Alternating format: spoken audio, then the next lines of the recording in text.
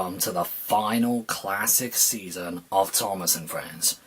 And yes, I do consider seasons 6 and 7 as classic seasons. If a season has 4.5-minute episodes, along with Mike and Junior music, it's a classic season. That's just my opinion though. It's really a shame because even if it is the final one in the original format, this is my least favourite classic season. It's still a good season, but it's just at the bottom of the tier list. Firstly, I'll talk about the thing that immediately comes to my mind when I think of this season. Angelus's narration. I know I keep on talking about this guy in every single video, but I don't think you can talk about season 7 without mentioning Angelus because, well, listen to this. I want you to go to the docks to pick up new coaches. New coaches? But sir...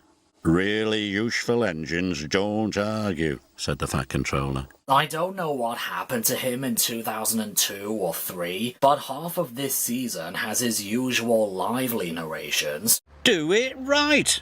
There he goes again, puffed Bill. Do it right from morning till night. Keep your funnel out of our quarry, huffed Ben. Whilst in the other half, it almost sounds like ASMR. The three engines were soon at work. Thomas and Percy were bumping trucks. They knew this was naughty, but they were having fun. Thomas was taking Annie and Clarabelle back to the yards. Even though, as you can clearly see from the footage, these are not Annie and Clarabelle. What were the editors doing? I mean, it's not terrible. It's definitely better than Michael Brandon's narrations, but it's just not normal.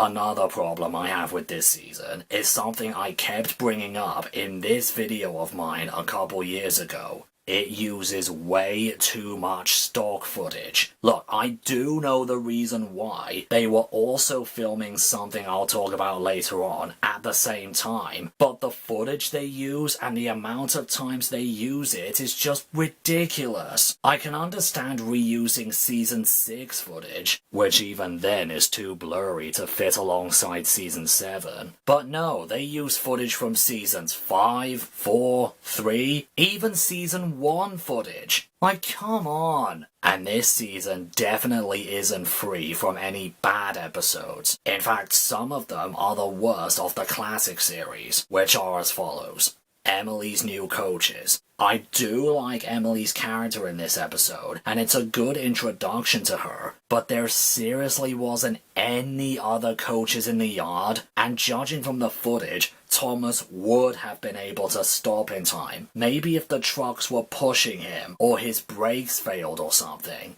Percy gets it right. Thomas, you are to collect the prize bull. He's at the farm on Toby's line. But those tracks are wobbly, cried Percy.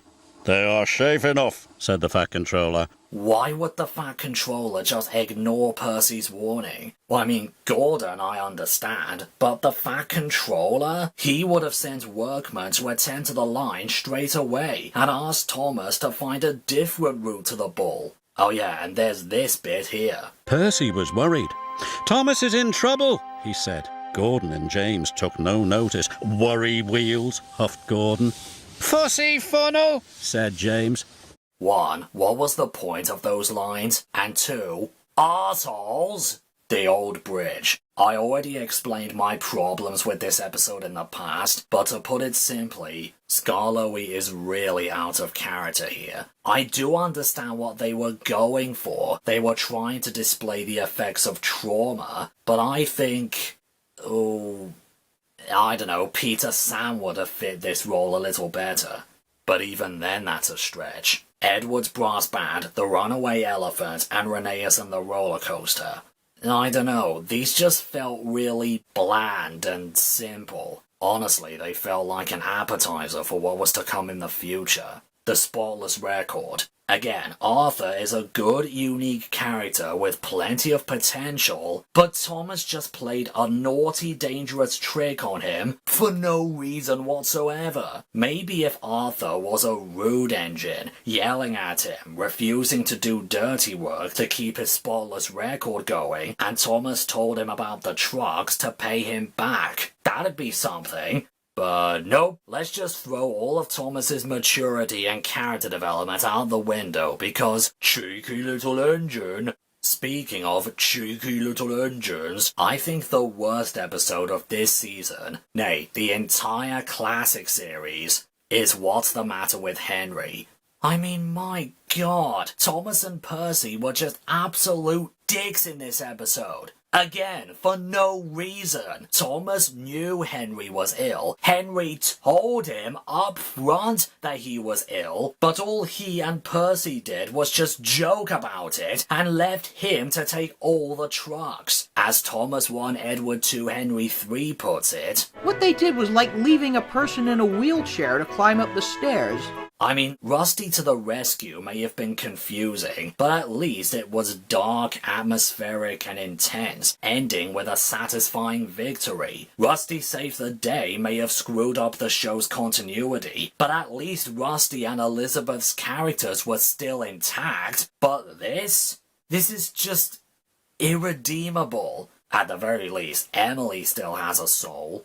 But even though there were a lot of bad episodes, this season still had plenty of above average to good episodes too. James and the Queen of Sodor, Snow Engine, The Refreshment Lady's Tea Shop, Bulgy Rides Again, Harold and the Flying Horse, The Grand Opening, the Fergus episodes, Gordon and Spencer, and Something Fishy. He's fallen in the water! And at least there was some good uses of continuity here or there, like bringing back Bulgy and the Refreshment Lady from Season 4, Donald and Douglas having memories of the Scottish Highlands, Thomas hating the smell of fish, them actually remembering Rusty is a maintenance diesel, and something I actually didn't notice until now. You know, I've complained in the past that the majority of Season 7 episodes had storms in them. But here's my theory.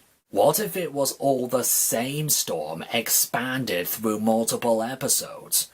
Think about it. The storm in the Refreshment Lady's tea shop might have been the same storm that damaged the old bridge. Some of its beams were rotten and had now been damaged by a storm. The storm might have happened before the beginning of Percy Gets It Right, explaining the damaged bit of Toby's line. Edward's brass band, Toby's windmill, and Salty's stormy tale all had a storm overnight, and yet Edward, Bertie, Toby, Salty, and Fergus don't appear in any of those other episodes. I used to think this was just some lazy writing trope, but maybe it was all just a subtle chain of events.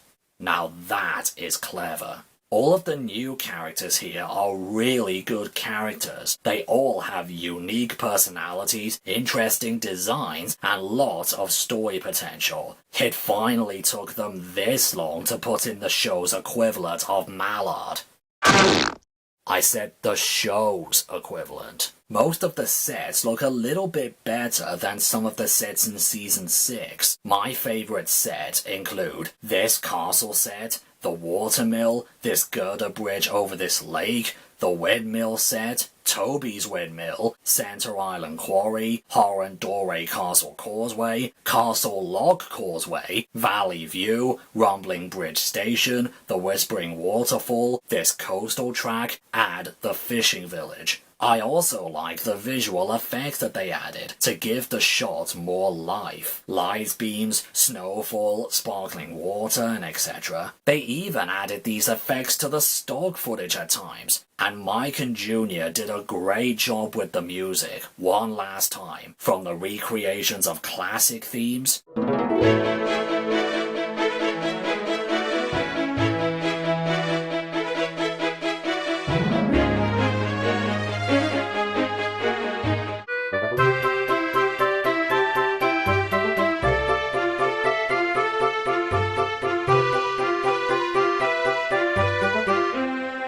to the new themes. Emily's theme,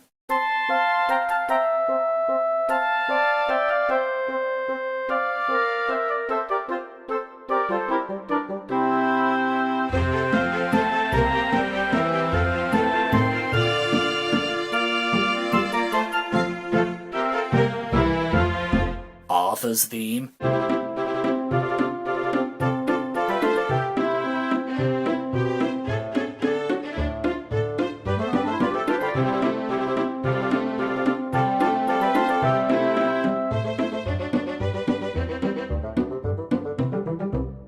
Spencer's theme.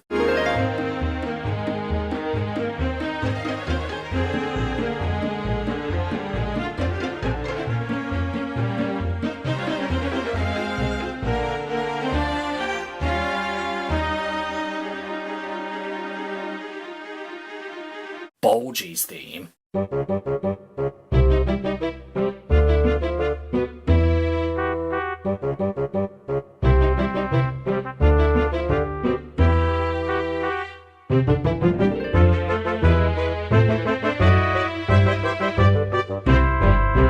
And the racing theme from 3 Cheers for Thomas.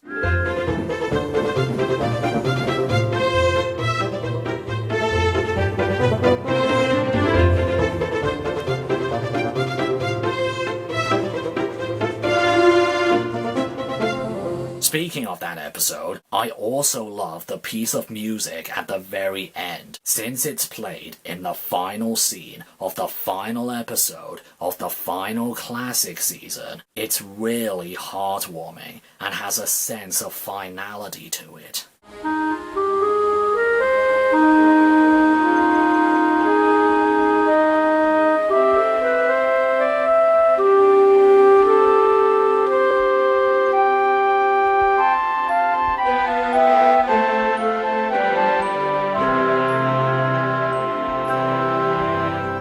Speaking of which, the songs for the final ones by Mike and Jr., they are mostly good. I wasn't really a fan of Salty, but the Red Balloon is slow and calming. The Whistle song is quite catchy. 5 New Engines in the Shed was a good roll call of newbies. There once was an engine who ran away, had me tapping my foot to its addicting beat. And Troublesome Trucks is the best song of the season. No question. But here's something I didn't expect from some of these songs. Hearing an adult singing alongside the children singers, solo some of the time. There's a dockside diesel we know well, who can spin a yarn, who can tell a tale. He loves the sea and the ships that sail, Salty is his name. There once was an engine who ran away, just up and went. Ran away, stacked up his tender, and headed on the line. Toot toot, farewell, goodbye. Wait, the adult singing was Mike O'Donnell himself? I never knew that. Also, there are only 3 new engines in the sheds to me. We already know 2 of them. Don't you think Fergus and Spencer should have taken Harvey and Salty's places? And I just feel like they wanted to make some of these songs for season 6, but they couldn't, like the Red Balloon or Salty. Or maybe they were saving them for this season. I don't know. But I'm not done yet. I have yet to talk about the spin-off series the team had been producing at the same time, Jack and the Pack. Oh no wait, my mistake. It's actually Jack and the Sodor Construction Company. I like the first title better. Let's first address the 2 pilot episodes, as the wiki calls them, released in season 6, Jack Jumps In and A Friend in Need. I really liked them. It introduces all of the new characters fairly, ready to be expanded on later. The set, the cinematography, and especially the model work are amazing. And Jack is a fun and likable character who makes a reckless mistake but redeems himself by saving Thomas. Also, bonus points for standing up against Max earlier. Plus, I really love this face mask edit that they would later use a couple of times in season 7, and once more in Thomas's Trusty Friends. I love this! Now, onto the Pack series itself. It was originally going to be released alongside Season 7 the year after, but when Hit Entertainment bought the Thomas franchise, a company that already owned a much more successful kids show with colourful talking construction vehicles, they cancelled the Pack series after only completing 13 episodes. But then Hit later decided to release those 13 episodes during Season 10 because, well, we need to encourage the kids to buy our toys somehow, right? Although, if the Pack toys were to be so popular for the kids, maybe Hit could have used what they had to complete the remaining 13 scripted episodes? Oh no, wait, this is Hit Entertainment we're talking about. They probably wanted to make all of their seasons to just feature Thomas, and pretty much no one else. I'll get to that in a later date. As for the episodes we got, they were all pretty good. Jack Owns Up has a pretty good moral with a good execution. Alfie Has Kittens is a good don't judge a book by its cover story. Kelly's Windy Day is a decent confidence building story with a good reason for his worries. Thomas's Trusty Friends has an amazing demolition scene, and most episodes had some rather funny moments.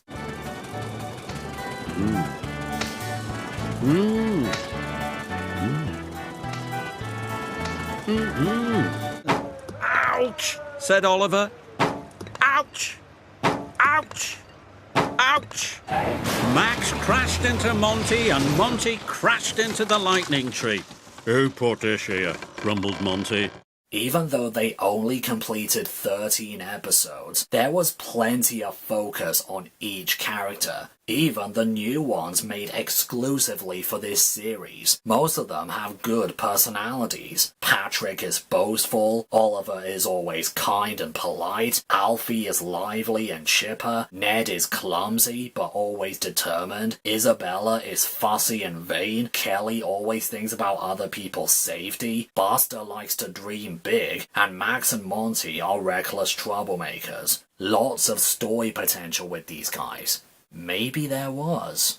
The model work in this series is outstanding. The fact that they were able to make fully functional construction models with eye movements, remote control wheels, and moving crane arms is amazing to me. Large scale too. The sets are also filled with lots of props and detail. I personally love the road sets in Mud Glorious Mud. I don't know, they just remind me of the country lanes outside my house. The music during this series is alright. Since this was released during Season 10, the music was composed by Robert Harnshawn. I'll talk more about him and his compositions tomorrow, but he did a decent job here. I honestly don't know which theme I'd prefer for the pack. Jack's theme from Season 6?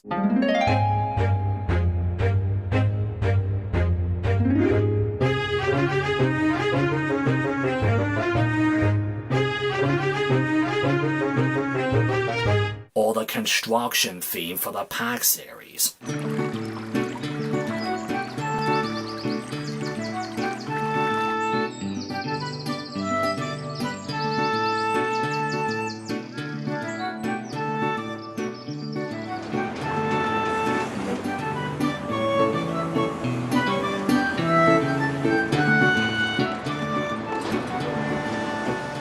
So, Season 7 might not have been the best ending note for people like David Mitton, Mike O'Donnell, and Junior Campbell, but it was still really good in some areas. Really good sets, excellent new models, brilliant newbies, great music, and mostly decent stories. And the Jack and the Pack series is a nice little spin-off with amazing models and enjoyable characters. It's a shame they never kept this series going, or gave these characters more stories to themselves during this era. Now then, tomorrow we will be seeing the start of a new era. And not a good era either.